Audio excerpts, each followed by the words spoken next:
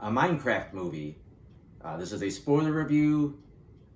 This is like ridiculously late as far as reviews go. I didn't see this in the theater. I had no desire to see it in the theater.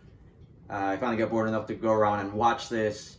I have no other review besides this spoiler review. I didn't do anything on my blog or anything, so I'm just going to try to go do a quick review because this is such a major movie this year. I'm going to go ahead and say I'll give it like a 2 out of 5. It's not a good movie.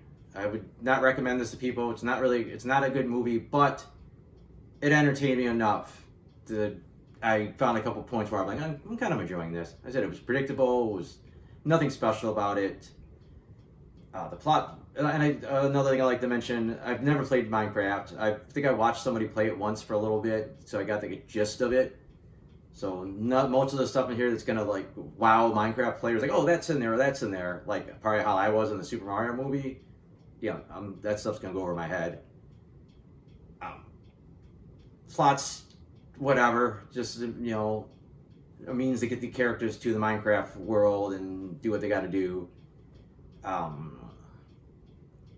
Jack Black is basically just plain Jack Black. I mean, there's no character here. He's just a goofy Jack Black. His character's got barely a nonsensical backstory about really wanting to mine when he was a kid for some reason. They never get into why. And then he finally gets in the mine. He like mines for a couple of minutes, finds this tesseract looking thing, and then ends up in the Minecraft world where he just starts building stuff. Like, I guess he was done mining since he could build stuff. I don't know.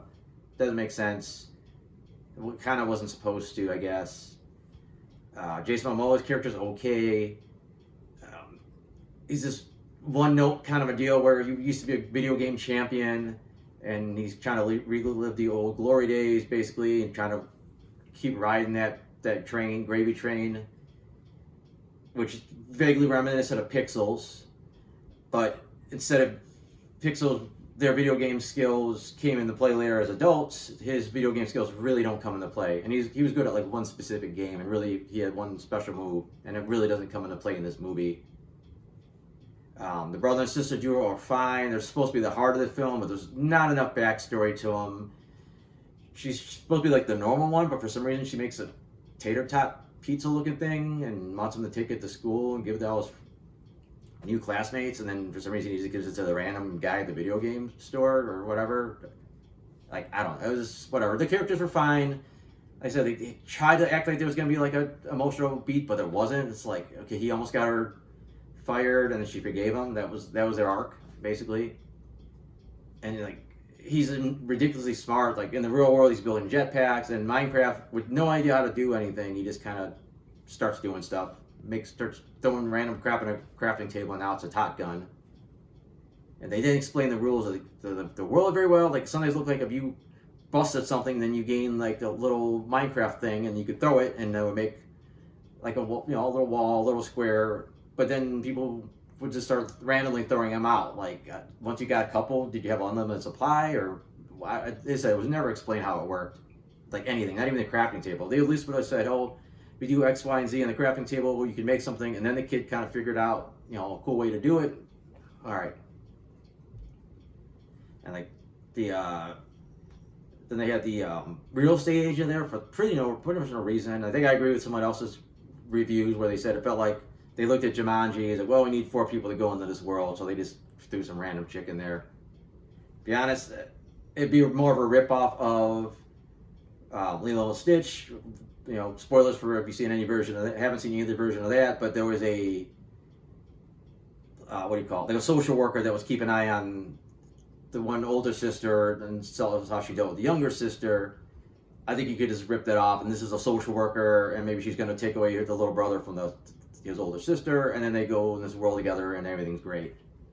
But instead, she's just kind of there, and she's got nothing to add, and her little half-ass thing they threw in about her wanting a mobile petting zoo was just whatever.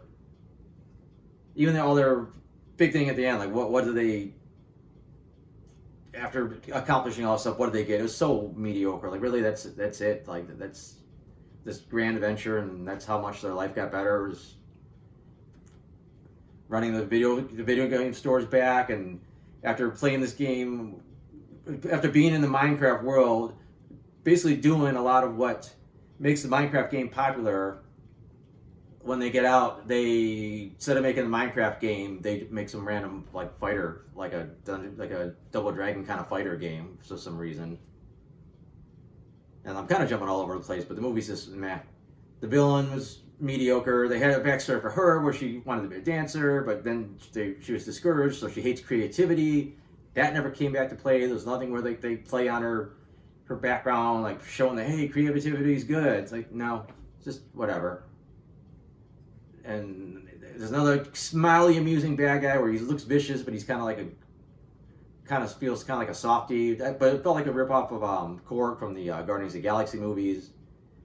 And also, I think he was really more in the Thor movies, I should say. Thor and Avengers. Whatever. I mean, I like the character. There was some funny jokes. There was a couple funny bits. A lot of it was stupid. A lot of it didn't make sense. But it was just entertaining enough. It looked good for what it was. Like, trying to translate that Minecraft style into, like, a live-action look. I think they did about as good as you can. Keeping that kind of square vibe going, yet still make it kind of real. And then there's this really mediocre subplot with one of the villagers ending up in the real world, which it was just so tacked on. Like, if there was a reason for him, like, they didn't even introduce the villagers at that point. Like, that's like the first time you've seen a person in this world, and like the only other people you've seen were like evil. So this random guy shows up and like no explanation. I think you would have seen the villagers and maybe saw him wander that way, or maybe the villager went in with the dog, or the wolf, to try to like take the Tesseract, as I'm calling it, out of there.